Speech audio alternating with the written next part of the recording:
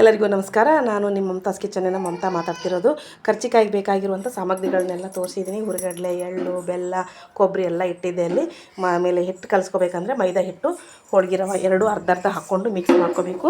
ಅದಕ್ಕೆ ಸ್ವಲ್ಪ ಉಪ್ಪು ಹಾಕ್ಕೋಬೇಕು, ಸ್ವಲ್ಪ ಸೋಡಾ ಪುಡಿ ಹಾಕ್ಕೊಂಡು ಆಮೇಲೆ ಸ್ವಲ್ಪ ಚೆನ್ನಾಗಿ ಎಣ್ಣೆ ಕಾಯಿಸ್ಕೊಂಡು ಹಾಕೋಬೇಕು. ಒಂದು 3 ಸೌಟ್ನಷ್ಟು ಎಣ್ಣೆ ಕಾಯಿಸ್ಕೋಬೇಕು. ಚೆನ್ನಾಗಿ ಕಾಯಿಸ್ಕೊಂಡು ಅದನ್ನು ಹಾಕಿ ಮೊದಲು ಹಿಟ್ಟು ಎಣ್ಣೆ ಅದನ್ನೆಲ್ಲ ಮಿಕ್ಸ್ ಮಾಡ್ಕೋಬೇಕು.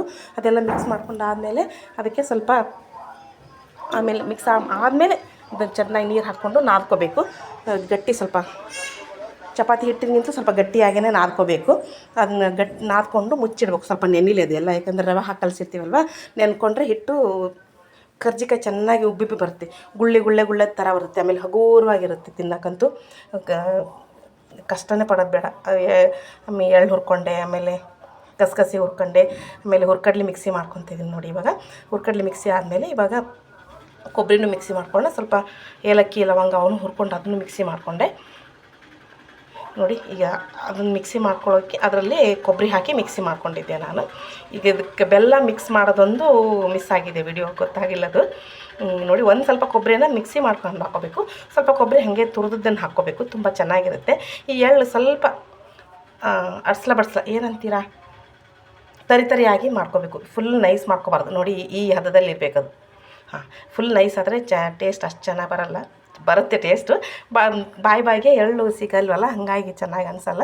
ಸ್ವಲ್ಪ ಕಸಕಸಿನ ಹುರ್ಕೊಂಡಿದ್ಮೇಲೆ ಅದನ್ನು ಹಾಕ್ಕೊಂಡಿದ್ದೀನಿ ನೋಡಿ. ಈಗ ಪುಡಿ ರೆಡಿಯಾಗಿದೆ, ಕರ್ಜಿಕಾಯಿ ಮಾಡುವಂಥದ್ದು ಹೂರಣದ ಪುಡಿ ರೆಡಿಯಾಗಿದೆ. ಇವಾಗ ನಮ್ಮ ಉತ್ತರ ಕರ್ನಾಟಕದ ಕಡೆ ಕರ್ಜಿಕಾಯಿ ಅಂದರೆ ತುಂಬ ಫೇಮಸ್ಸು, ತುಂಬ ಚೆನ್ನಾಗಿ ಮಾಡ್ತಾರೆ. ಇದು ಕರ್ಜಿಕಾಯಿ ಅಷ್ಟೇ ಅಲ್ಲ, ಮತ್ತು ಸುರುಳಿ ಹೋಳಿಗೆ, ಆಮೇಲೆ ಇನ್ನೂ ವೆರೈಟಿ ಎಲ್ಲ ಮಾಡ್ತಾಯಿರ್ತೀವಿ. ಅದು ಆಮೇಲೆ ಮಾಡ್ತೀನಿ, ನಾನು ವೀಡಿಯೋ ಮಾಡಿ ಹಾಕ್ತೀನಿ ನೋಡಿ. ಇವಾಗ ಅದಕ್ಕೆ ಸ್ವಲ್ಪ ಅಕ್ಕಿ ಹಿಟ್ಟು ಹಚ್ಕೋಬೇಕು ಮೇಲೆ. ತೀಡಬೇಕಾದ್ರೆ ಅಕ್ಕಿ ಹಿಟ್ಟು ಹಚ್ಕೊಂಡ್ರೆ ಚೆನ್ನಾಗಿ ಗರಿಯಾಗಿ ಬರ್ತಾವೆ ಇನ್ನು ತಿನ್ನೋದಕ್ಕೆ ನೋಡಿ. ಈ ಥರ ಕೈಲಿಂದನೇ ಉದ್ಕೋಬೇಕೆಲ್ಲನೂ. ನೀಟಾಗಿ ಉದ್ಕೊಂಡಾದಮೇಲೆ ನೋಡಿ, ಈ ಥರ ಉದ್ದಕ್ಕೆ ರೌಂಡ್ ಇದು ಬರಂಗೆ ಉದ್ಕೊಬೇಕು. ಉದ್ಕೊಂಡು ಅದಕ್ಕೆ ಚೆನ್ನಾಗಿ ಒಂದು ಬಡ್ಸ್ ತೊಗೊಂಡು ಹಾಲು ಹಚ್ಕೊಂಡಿದ್ದೀನಿ ನಾನು. ಹಾಲು ಹಚ್ಕೊಂಡು ಅದನ್ನ ಕೈಲಿಂದನೇ ಮಾಡ್ತೀನಿ. ನಮಗೆ ಮೋಲ್ಡಿಂದ ಎಲ್ಲ ಮಾಡಲ್ಲ, ನಮ್ಗೆ ಇಷ್ಟ ಆಗಲ್ಲ ಅದರಿಂದ ಮಾಡೋದಕ್ಕೆ. ಕೈಲಿಂದನೇ ಚೆನ್ನಾಗಿ ಪ್ರೆಸ್ ಮಾಡಿಬಿಟ್ರೆ ಅದು ನೀಟಾಗಿ ಅಂಟ್ಕೊಳ್ಳುತ್ತೆ. ಹಾಲು ಇಲ್ಲ ಅಂದರೆ ಮೈದಾ ಹಿಟ್ಟು ನೀರು ಹಾಕ್ಕೊಂಡು ಮಿಕ್ಸ್ ಮಾಡಿ ಹಚ್ಕೋಬೋದು. ಅದೊಂಥರ ಸರಿ ಥರ ಮಾಡಿಕೊಂಡು ಹಚ್ಕೋಬೋದು ನೋಡಿ. ಇವಾಗ ಇಲ್ಲಿ ಎಣ್ಣೆ ಕಾದು ರೆಡಿ ಇದೆ. ಕರ್ಜಿಕಾಯಿನೂ ತುಂಬಿ ರೆಡಿ ಮಾಡ್ಕೊಂಡಿದ್ದೀನಿ. ಚೆನ್ನಾಗಿ ಕಾದ ಎಣ್ಣೆಯಲ್ಲಿ ಇವನ್ನ ಕರ್ಜಿಕಾಯಿ ಹಾಕ್ಕೊಳ್ಳೋಣ ನೋಡಿ. ಅದು ತಿರುಗಿಸಿ ಹಾಕಬೇಕಾದ್ರೆ ಆಗಲೇ ಗುಳ್ಳೆ ಬಂದುಬಿಟ್ಟಿರುತ್ತೆ. ಅಷ್ಟು ಒಂಥರ ಗರಿ ಆಗಿರುತ್ತೆ. ಗಟ್ಟಿ ಬರಲ್ಲ, ಕಟಮ್ ಆ ಥರ ಇರೋದಿಲ್ಲ. ತುಂಬ ರುಚಿಯಾಗಿ ಹಗುರವಾಗಿರ್ತೈತಿ. ಎಂಥ ಹಲ್ಲಿಲ್ದವ್ರಂದ್ರೂ ತಿನ್ಬೋದು, ಬೇಕು ಅಂದರೆ ಅಷ್ಟು ಚೆನ್ನಾಗಿರುತ್ತೆ ನೋಡಿ. ಗುಳ್ಳೆ ಬಂದಿದೆ. ಆ ಥರ ಎಣ್ಣೆ ಕಾಯಿಸಿ ಹಾಕೋದ್ರಿಂದ ತುಂಬ ಚೆನ್ನಾಗಿ ಗುಳ್ಳೆ ಬಂದು ತುಂಬ ಹಗುರವಾಗಿಯೂ ಬರುತ್ತೆ ನೋಡಿ. ಎಷ್ಟು ಹಗುರವಾಗಿದೆ.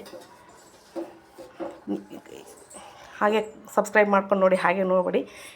ವಿಡಿಯೋ ನೋಡಿದ್ದಕ್ಕೆ ಧನ್ಯವಾದಗಳು.